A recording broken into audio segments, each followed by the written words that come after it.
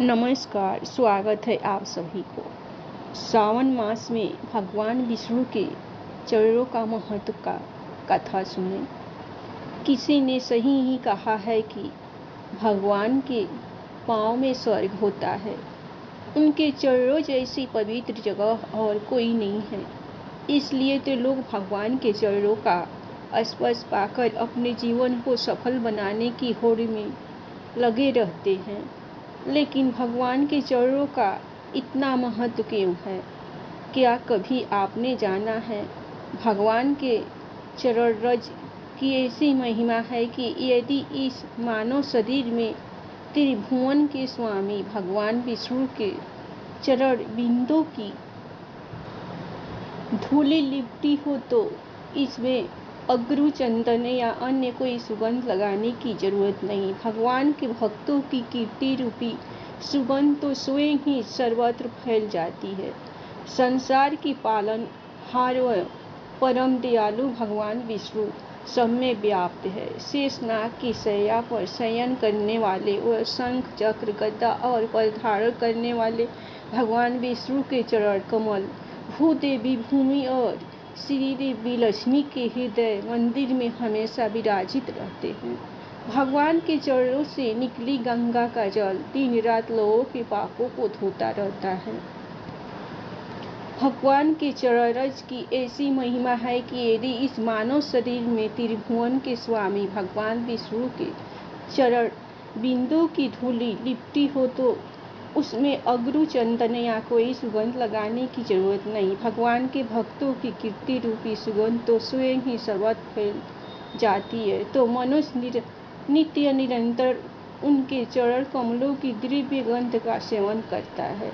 भगवान विष्णु उनके हृदय कमल में अपने चरण कमलों की स्थापना करके स्वयं भी उनके अंतःकरण में निवास करने लगते हैं। भगवान के चरण कमलों के प्रताप से ही उनके सेवकों का मन भटकता नहीं है।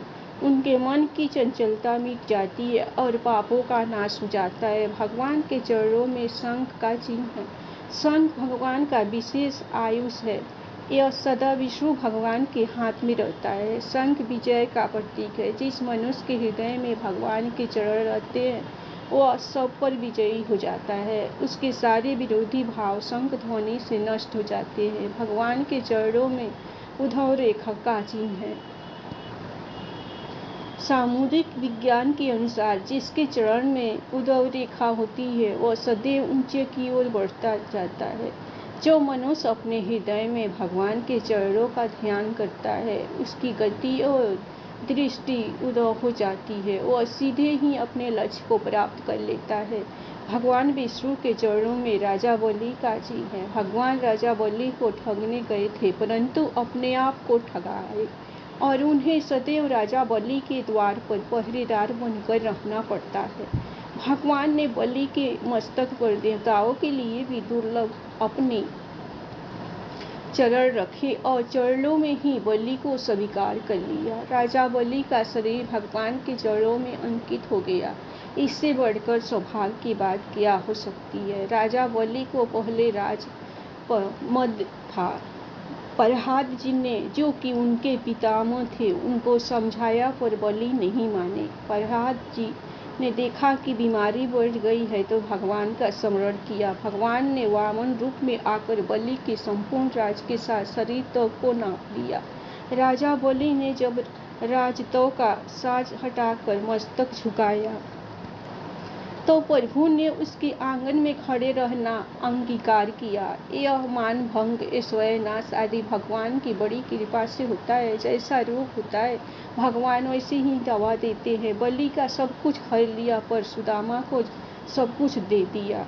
जो मनुष्य सब प्रकार से अपने को भगवान के चरणों में समर्पण कर देता है उसके पास भगवान सदा के लिए बस जाते हैं। भगवान के चरणों में दर्पण का चिन्ह है। दर्पण में प्रतिबिंब दिखता है उसी तरह यह जगत भगवान का प्रतिबिंब है।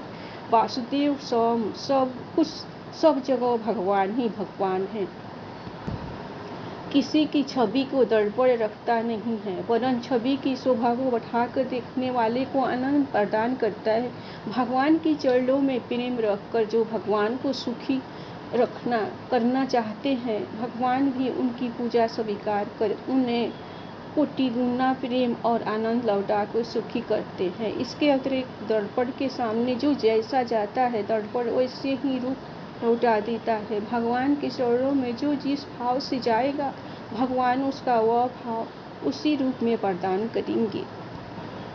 गीता में भगवान ने कहा है, हे यथामा पदन्ते तान्द थैव भजाम्यहम्। जो जिस भाव से मुझे भजता है, मैं भी उसे उसी तरह भजता हूँ। भगवान के चरणों में सुमेरु पर्वत का चिन्ह है। सुमेरु का अर्थ है जिसका मेरु सुंदर हो। सुमेरु को सोने का पहाड़ भी कहते हैं। इस सुमेरु को कुछ लोग गोवर्धन कहते हैं, जिसे भगवान ने अपनी कनिष्ठा उंगली के नख पर उठाया था। भगवान ने उसे सदा के लिए अपने चरणों में बसा लिया है। सुमेरु के बिना किसी वस्तु की स्थिति नहीं। सुई भी सुमेरु पर उगते हैं, इसलिए सुमेरु रात दिन की संधि है। जप माला में भी सुमेरु होता है। सुमेरु माला को व्यवस्था में रखने वाला केंद्र है। स्वर्णमय सुमेरु के अंदर अनंत धन राशि छिपी है, जिसे भगवान के चरण प्राप्त हो जाते हैं, उसे संसार का सबसे बड़ा धन प्राप्त हो जाती है।